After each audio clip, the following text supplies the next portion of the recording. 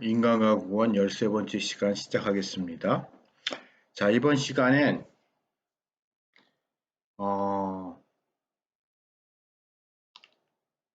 신학사에서 엄청나게 중요한 인물임에도 불구하고 오늘날 이렇게 별로 이렇게 좀 무시되고 있는, 내지는 이렇게 소홀히 취급받고 있던 리츠에 대한 이야기, 알프리드 리츠에 대한 이야기를 나누겠습니다. 여러분 이제 젊은 이제 이 강의를 듣고 계신 분들 중에요. 아직 학부생들이실 거고, 아직 젊으신 분들일 거고, 앞으로 이제 신학을 계속 공부할 생각이 있으신 분들이 계시다면은요, 제가 개인적으로 여러분들한테 조금 레코멘드 하고 싶은 게, 리츠에 대한 연구를 기회가 되면 좀 해보십시오. 저도 못하고 있는데, 어, 리츠이라는 인물은 결국 19세기 후반기에 신학계를 지배했던 인물로서 그 이전 계몽주의와 합리주의 그리고 그것 연장선상에 있었던 독일의 관념론, 칸트, 피에테, 헤겔로 이어졌던 독일의 관념론의 그 찰나란 유산을 기독교 신학과 접목시켜 어, 현대의 문을 열었던 인물이라고 해야 하나요? 그러니까 엄청나게 중요하게 큰 영향을 미쳤던 인물임에도 불구하고 그래서 그에 대해서 그가 뭐라고 했다 그 얘기는 많지만 막상 그의 작품을 저도 못 접해 봤거든요. 엄청나게 대작을 남겼다고 하는데 어, 그러니까 구할 수가 없어요. 못 읽어봤어요. 그래서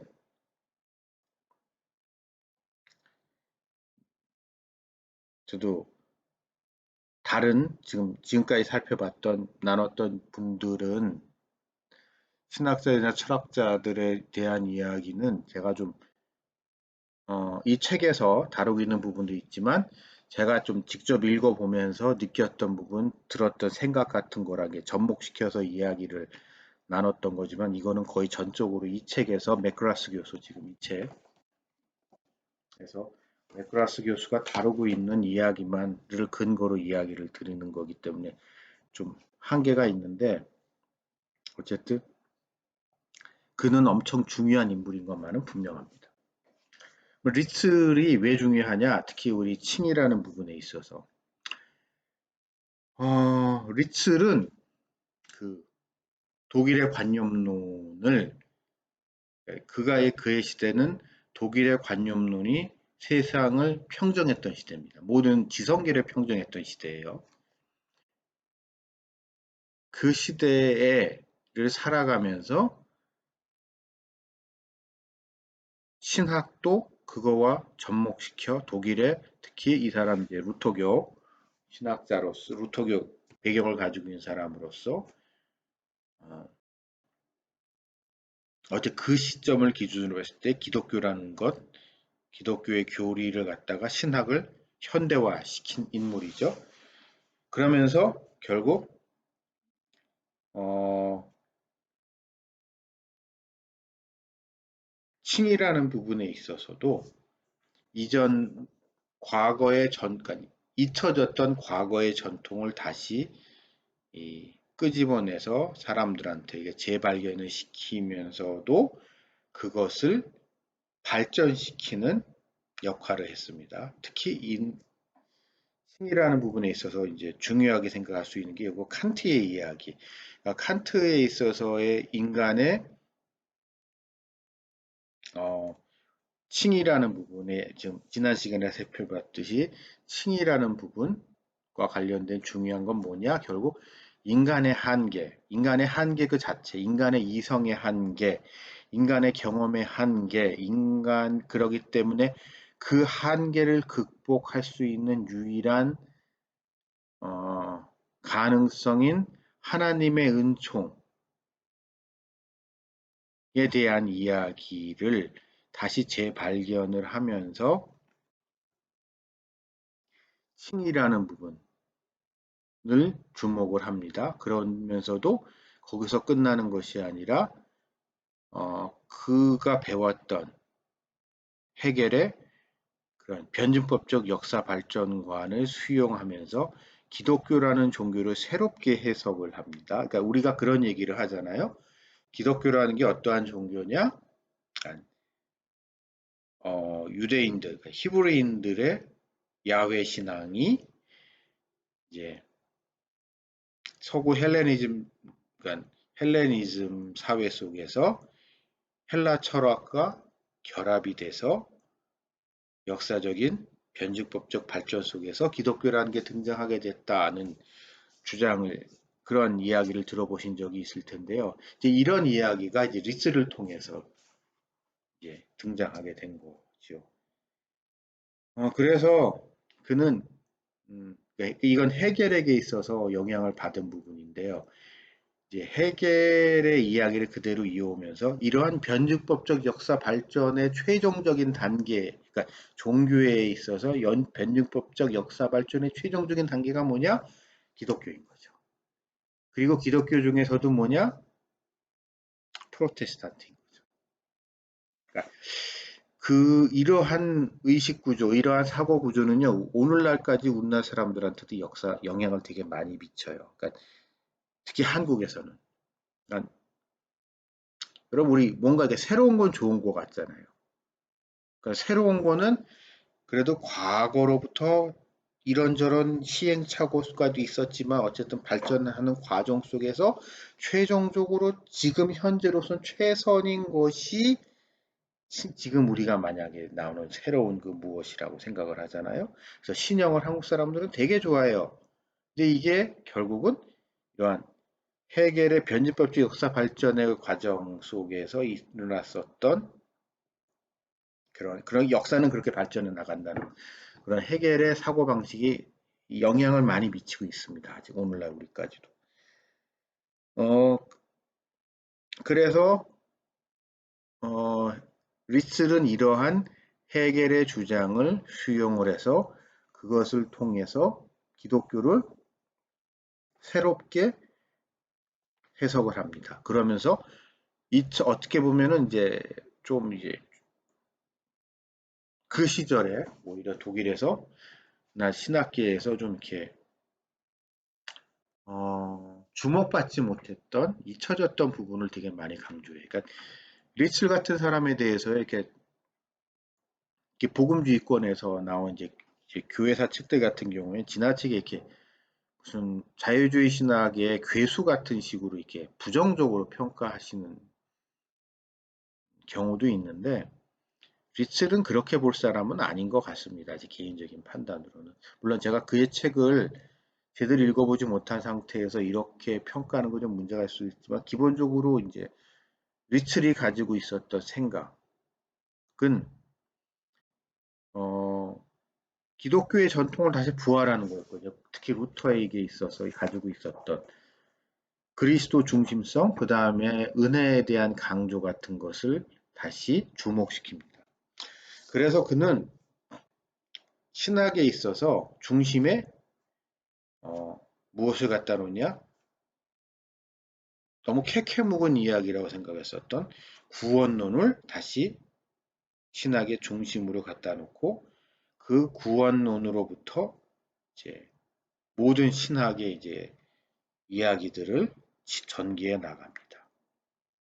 물론 그가 생각하는 구원론의 결론은 그래서 우리가 생각하고 있는 개인적인 차원의 좀 표현이 어떤지 모르겠지만 예수 믿고 천당 가는 죽어서 천국 가는 뭐 그런 차원의 구원이라는 것과는 좀 달리 그에게 있어서 구원이라는 것은 화해에 가깝습니다. 화해. 그러니까, 이러한 특징을 가지고 있고, 이러한 화해는 결국 그리스도의 사역, 이 땅에서의 그리스도의 사역을 그리고 화해라는 관점으로 바라보고, 그래서 인간과 하나님의 구원은 인간과 하나님의 화해로 이해를 하는 겁니다.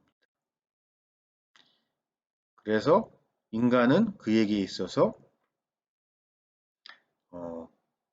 구원의, 그러니까 인간과 하나님의 관계에 있어서 인간은 하나님과 화해해야 되는 대상이지만, 동시에 인간은, 그러니까 하나님은 인간을 화해하시는 주체고, 인간 또한 하나님과 화해해야 되는 어떠한 존재로 이해하는 좀 부분이 있어서, 이 부분은 이제 좀 이상하긴 한데, 이런 부분들은 어쨌든 그는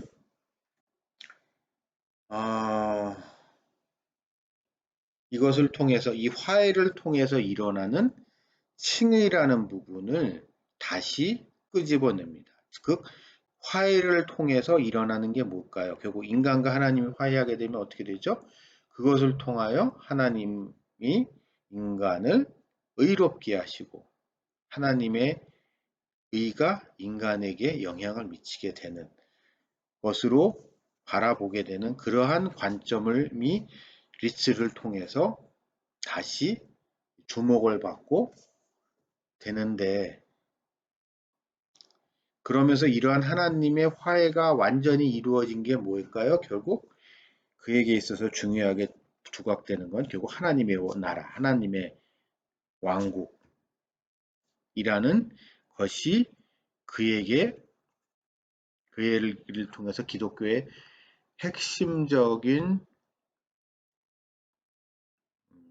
화두로 등장하게 됐고, 그러나 안타깝게도 이제 그 이후에 그의 이러한 하나님의 왕국이라는 개념은 역사적으로 이렇게 좀 오용된 부분이 있어서, 아마 리첼도 같이 그런 부분 때문에 평가절하되고 있지 않나 싶은 생각이 드는데, 어쨌든 그는 화해라는 문제에 있어서, 칭의라는 문제에 있어서, 기독교라는 문제에 있어서, 기독교의 신학에 있어서 현대의 문을 연 사람입니다. 그리고 이 리첼에 대한 반동이 결국 칼바르트죠. 칼바르트에 대한 이야기는 여러분이 신학을 공부하시면서 이제 계속 얘기를 들으실 텐데, 오늘 이 주제가 되고 있는 칭의라는 부분, 구원이라는 부분에 있어서 그러니까 칭의를, 구원을 화해와 연결시키는 부분은 칼바르트도 분명히 리츠한테 영향을 받지 않았나라고 분명히 받은 부분이죠. 그러나 그는 분명히 그 자신이 배웠던 리츠의 한계를 너무나 명확하게 이해하고 있었던 사람입니다. 그래서 그것을 극복하기 위해서 그는 무엇을 가져왔을까요? 그러니까 칼바르트의 신학이 어떻다 저렇다 이야기하기는 정말 힘듭니다. 그의 신학이 워낙 방대하고 다양하고 그 안에서 계속 몇십 년 동안 꾸준히 발전해 나아가기 때문에 그의 신학을 이렇게 뭐라고 이야기하기가 딱 부러지기 힘들어도, 한 가지 중요한 부분은 그는 그리스도 중심성이라는 부분에 있어서, 계시의 중심성이라는 부분에 있어서 그의 중요성은, 그러니까 그의 신학을 관통하는 중요한 포인트죠. 그럼 이 그리스도의 중심성은 으로 통하여 그는 어떻게 보면, 그러니까 리틀 같은 사람은요, 지금 제가 좀 전에 리틀 같은 사람은 헤겔의 영향을 받아서, 그러니까 헤겔은 범신론자라는 공격을 많이 받는데, 제 개인적으로는 헤겔은 범신론자라고 이야기는 좀 힘들고, 다만 그는 하나님, 그러니까 성부 하나님의 의지가 어떻게 세상 속에서, 그러니까 하나님의 뜻이 세상 속에서 어떻게 구현되는가는 그에게 있어서, 그리고 역사는 그 하나님의 의지의 구현이라는 그의 역사 철학은 결국 기독론적 그 집중도, 그러니까 하나 기독론이 게 중요한 게 아닌 게 되죠. 그게 무슨 얘기인지 이해가. 하여튼 그런 거가 리틀에게도 이어졌고, 그러다 보니까 바르트가 봤을 때 그가 젊어서 배운 그리고 그가 목격했던 기독교의 모습은 기독교인데 그리스도교인데 그리스도가 없는 기독교. 그리스도가 우리가 믿는 기독교라는 게 뭐예요? 그리스도, 예수 그리스도, 나사렛 예수라는 인물을 우리의 주인으로 내가 그를 삼위일체 하나님으로 고백하는 것인데 그런 게 약화되고 그게 약화되고 그것이 희미해진 그런 종교였고 그러니까 음, 하나님의 나라를 실현하는 것이 중요하다. 맞는 얘기긴 한데 그러나 그 하나님의 나라는 결국 예수 그리스도를 통하여 우리에게 계시된 거잖아요. 그러니까 우리가 하나님의 나라라는 걸 알기 위해서는 그 하나님의 나라를 우리에게 가르쳐 주신 예수 그리스도를 아는 것이 중요한데 그게 빠져 있던 거죠. 그것이 소홀히 여겨졌던 거죠. 그 이전에. 그래서 바르트는 예수 그리스도의 중심성을 강조합니다.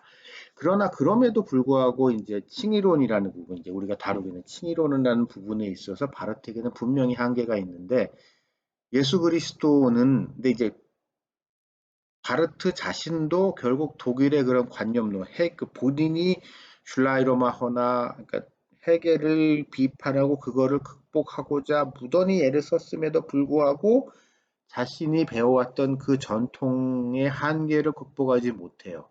그래서 그는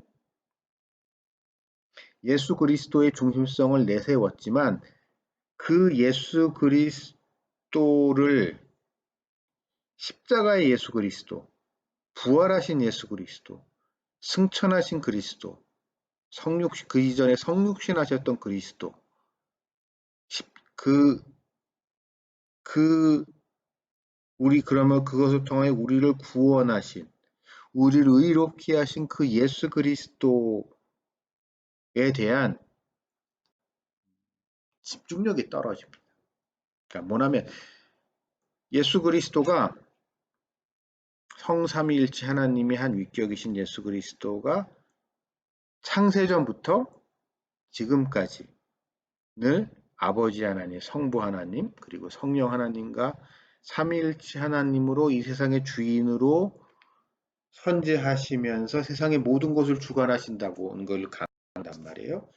그러니까 그게 맞는 얘기인데 그러다 보니까 역사라는 것이 의 주인이 결국 삼위일체 하나님이고 그래서 예수 그리스도도 역사의 주인공이고 뭐 이런 이야기들이 이제 중요한데 그러다 보니까 우리에게 있어서 이게 좀 더 이렇게 집중되는 건 우리를 구원하신 십자가의 예수 그리스도인데 나의 죄를 대속하신 예수 그리스도신데 나사렛 예수신데 성육신하신 그분이신데 그거에 대한 이렇게 그걸 부인하거나 그거를 뭐 무시하거나 그런 건 절대 아님에도 불구하고 그것이 소홀히 여겨지는 부분을 이 바르트에게서 발견이 됩니다. 그래서 바르트가 위대한 신학자, 바르트는 정말 위대한 신학자입니다. 위대한 신학자임에도 불구하고 이 칭의론이라는 부분에 있어서 분명히 부정적인 영향을 미쳤습니다. 그리고 안타깝게도 바르트 이후에, 그러니까 바르트 이후의 신학자들은 어느 교파건 떠나서 바르트의 영향으로부터 자유로울 수 있는 사람은 찾아보기 힘들거든요. 그래서 이 바르트의 이러한 부분은 때문인지는 모르겠지만 그 이후 지금까지 큰 흐름 속에서 칭의론은 좀, 그러니까 좀 무시되어진 그런 영역으로 칭의라는 부분, 하나님의 칭의, 예수 그리스도를 통한 하나님의 의롭게 하심, 칭의라는 부분은 좀 관심 밖의 영역이었고, 그러다 보니까 결국 오늘날에는 바울의 일명 세관점 학파 같은 사람들이 등장하면서 신학계를 주름잡고 있는 것 같지만, 그러면서 유명해졌지만, 결과적으로는 좀 많은 해악을 끼치고 있는 그런 상황을 우리는 살아가고 있습니다. 그럼 이런 한계를 과연 어떻게 극복해야 하는가, 할 수 있는가 라는 문제에 있어서 새로운 대안을 한 신학자를 통해서 우리 한번 찾아보고자 합니다. 그 이야기는 잠시 후에 계속 이어가겠습니다.